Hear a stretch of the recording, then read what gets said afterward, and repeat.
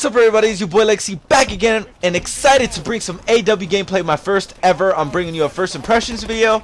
Gonna give you my thoughts, my breakdown, what I think. You guys can agree or disagree, but this is what I personally think, you guys.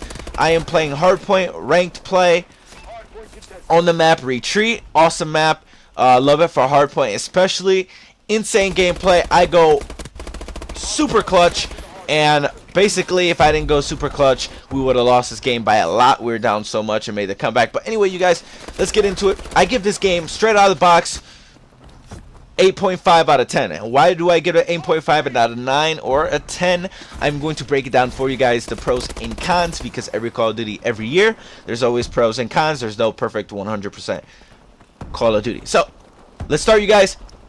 First thing off the bat, subs are super weak, and maybe it's different on the Xbox 360, but on the Xbox One, subs are almost unusable. And why do I say that? Well, the ARs are super powerful, and a lot of them are very versatile and can do really good in close range, which ARs are not supposed to. But let's take the example. The gun I'm using is a BAL 27. It is a very versatile gun, works in all situations, yet for some reason it can outdo a KF5 and SN6 and all submachine guns inside a hardpoint close range, which makes no sense because ARs are not supposed to be doing that. And for some reason, this gun is so OP that we are literally seeing BALs everywhere. Pros play with BALs. In gameplays, it's all about BALs, and lobbies, everybody's using a BAL. Well, the BAL's a really good weapon. You know, don't get me wrong, it has a high fire rate, good accuracy. But if you look at it, it shouldn't be outdoing submachine guns at close range. That's kind of ridiculous. It needs to be either nerfed or they need to buff the subs. Either way, the subs need to be buffed either way. There needs to be a patch where at least 15% more range, because it has really bad range. And even with advanced rifling, I still don't see an increase.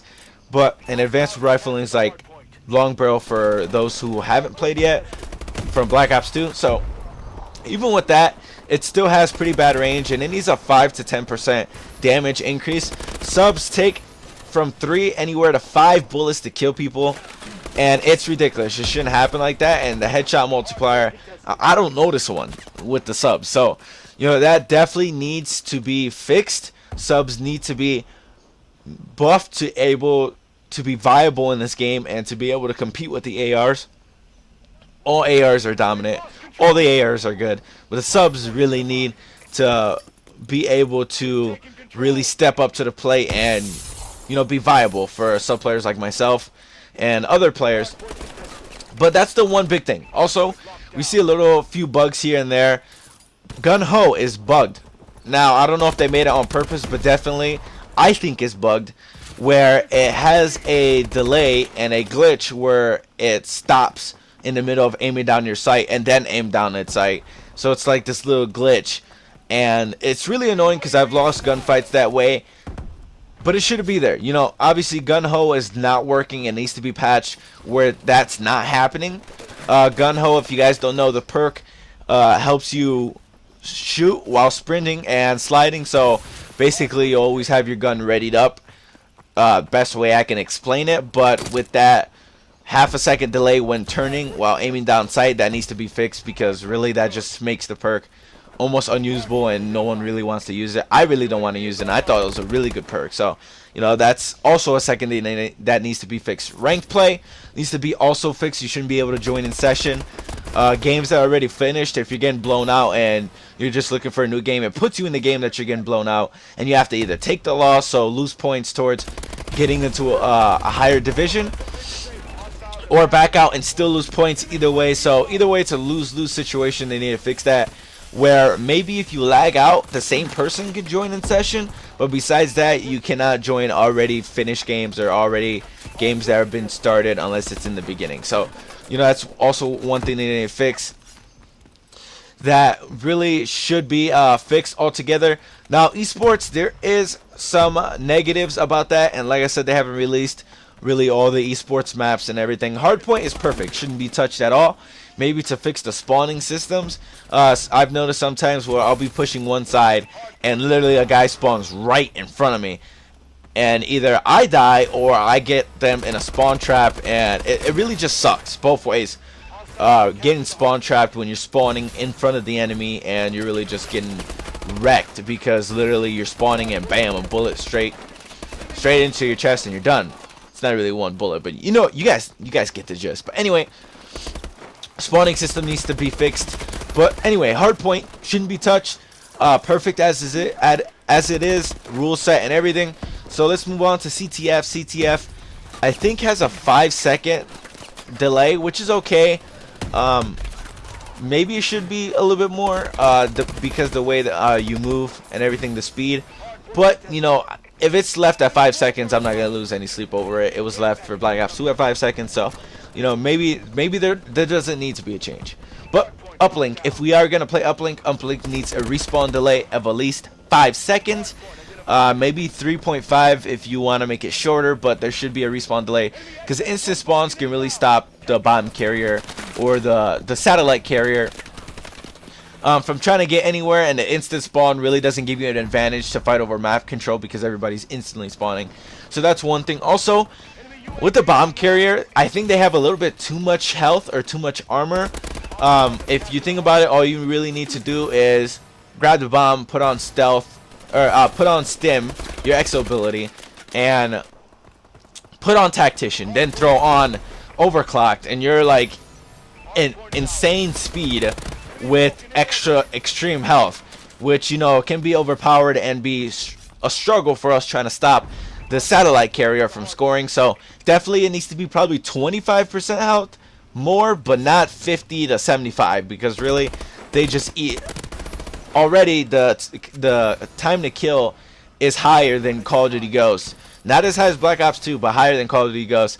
And when they got armor, they have about 75% more increased armor. And with stim, it just makes it almost impossible to kill them. So, you know, maybe a 25% increase of armor, but not 50 to 75. Definitely. Also, the maps. You know, they provided before I get into it, momentum needs to be taken out completely out of anything competitive, because momentum is not a good game type, maybe for pubs, but when I play momentum, I hate it. It's just it makes no sense to me. It's fun when you have a full team and it's public match, but not in esports, because it really doesn't make any sense. People are just jumping on flags and trying to, it's basically like a weird hardpoint game. So I'd rather stick with hardpoint, take out momentum completely out of esports. I don't see it happening. Search and destroy. Let's get to search and destroy. Obviously, search and destroy is super fun now that there's no dead silence and you have to use exo mute, which is pretty amazing because you have to be smart with it, more strategic. But we also got to look at it this way.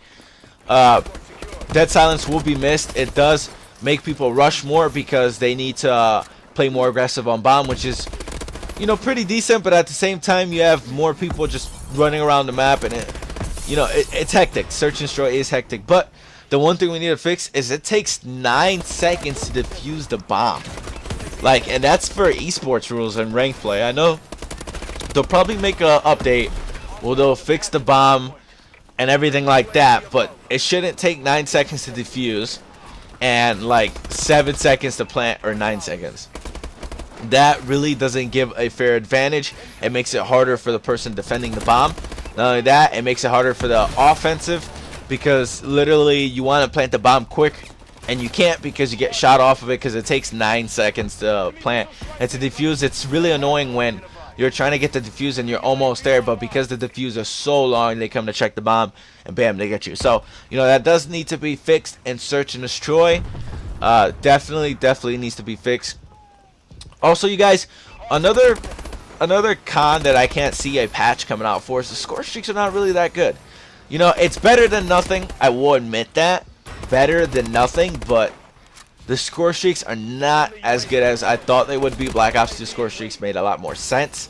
A lot of these score streaks are more for pub stompers and things that you could be used for pubs. But in esports, besides a missile strike and a Vulcan, and probably the Warbird, I don't see anything else being viable for competitive. I might be wrong, you guys, but those are my pros and cons And my first impressions on AW, guys, it's an awesome game. I love it. Extremely fun, extremely fast-paced.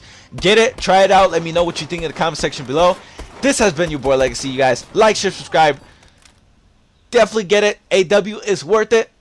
Peace out, you guys.